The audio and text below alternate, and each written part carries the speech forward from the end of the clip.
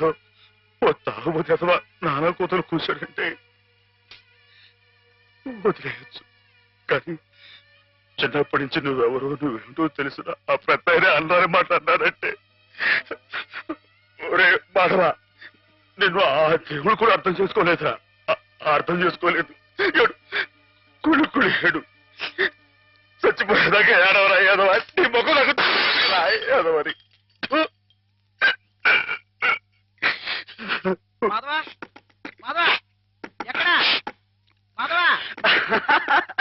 బయటికి రా. వస్తున్నా. లోపల ఏం చేస్తున్నావు?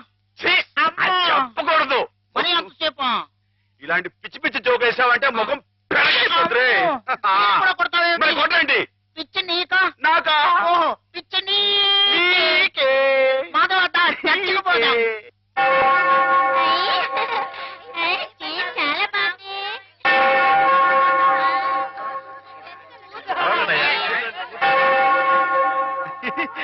నేను ఇక్కడ వెళ్ళే.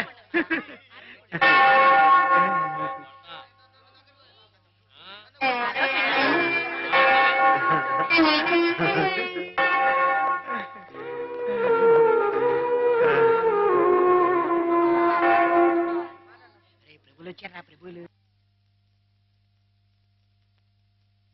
ఏమిటమ్మా? ఒక జీవితానికి సంబంధించిన ముఖ్యమైన సమస్య గురించి ప్రభు సలహా కావాలి ఫాదర్.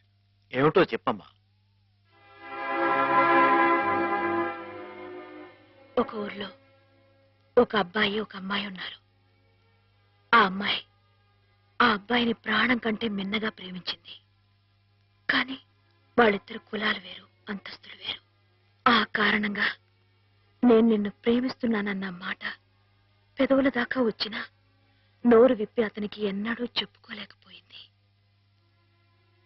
ఆ అబ్బాయికి ఆ అమ్మాయి అంటే అంతులేని అభిమానం.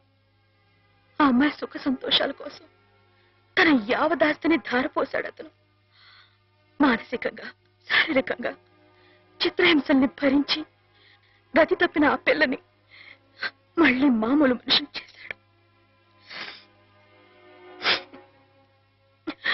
పెళ్లి చేసుకోవాల్సిన సమయం వచ్చినప్పుడు ఆ అమ్మాయి తనకి కొత్త జీవితాన్ని ప్రసాదించిన ఆ అబ్బాయిని చేసుకోవాలా?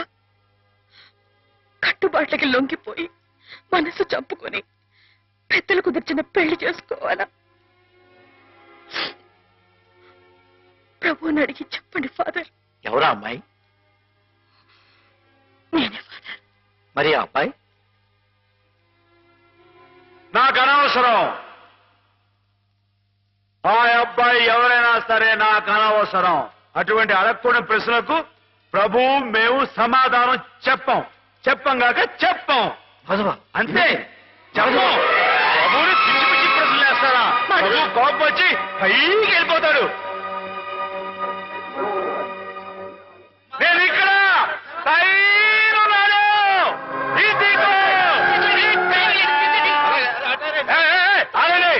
ఎవరైనా పైకి వచ్చారంటే తూకేస్తా. పండి, దూరంగా పండి. Helicopter helicopter. ఊరుకోవయ్యా.